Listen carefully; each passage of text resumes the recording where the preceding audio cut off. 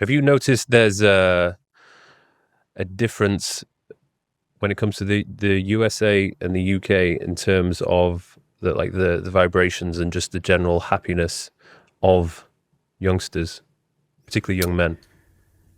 Would you see it to be fairly even? Yeah, this is something. So it's a generous question because I think a lot about this. My sense is it's gotten worse in the UK, but it's plummeted in the United States. In the US, we've just produced the most anxious, depressed generation in history. For the first time in our nation's history, a 30-year-old man or woman isn't doing as well as his or her parents were at 30. That's never happened in the 275-year history of 250 years history of the U.S. And it's through a confluence of factors. The tax structure is slanted against young people. There's sort of this exclusionary culture where we let fewer and fewer people into colleges, fewer and fewer housing permits are issued because the incumbents see advantage to restricting supply to housing and graduate degrees makes their house and their degree become more valuable. But it restricts entry and opportunity for young people. And even the COVID bailouts were nothing but a transfer of wealth from young people who have to pay that $7 trillion in debt back to the incumbents who saw their stocks and their housing values protected. As a matter of fact, home values, the average house value in the U.S. has gone from $290,000 in 2019 to today $430,000. And then when you see the escalation in interest rates, in some part because of COVID supply chain and this massive increase in debt, have gone from 3% to 7%, meaning that pre-COVID, 2/3 of America could afford a house. Now it's 1/3.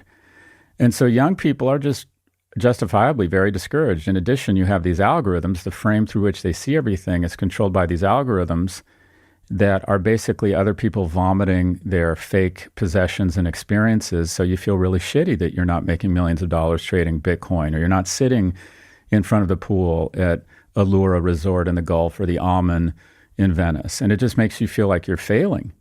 And there's a variety of other factors, but we have never had a generation of young people doing as poorly, relatively speaking, as we do now. And it's especially acute among young men who, relative to women, are 4 times more likely to kill themselves, 3 times as likely to be addicted, 12 times as likely to be incarcerated.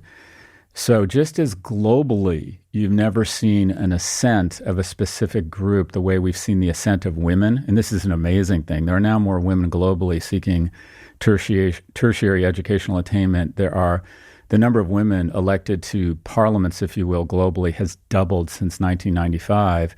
We have never seen a group fall faster in the U.S. than young men in the last 30 years. There are now more single women who own homes.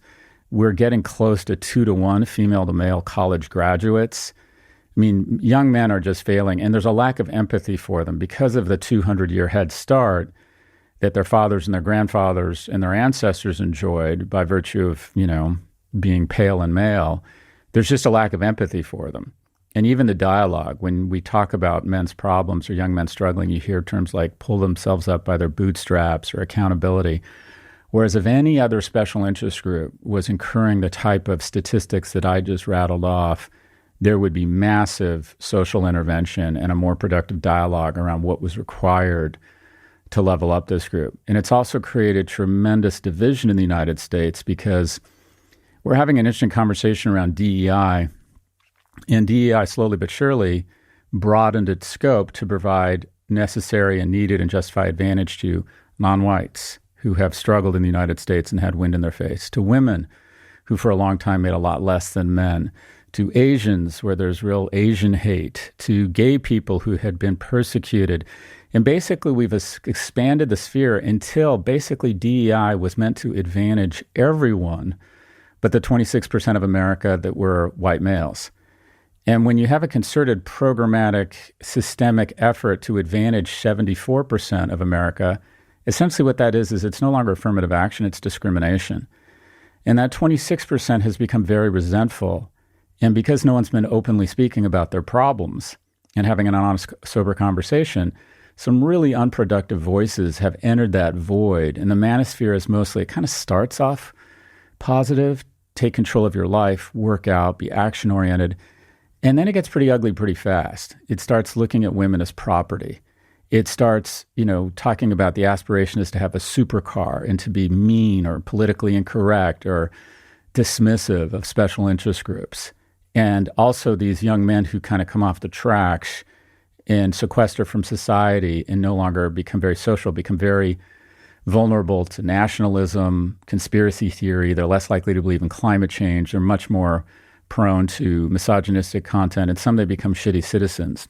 And in the U.S., we're producing a disproportionate amount of the most dangerous person in the world, and that is a young, broken, lonely male.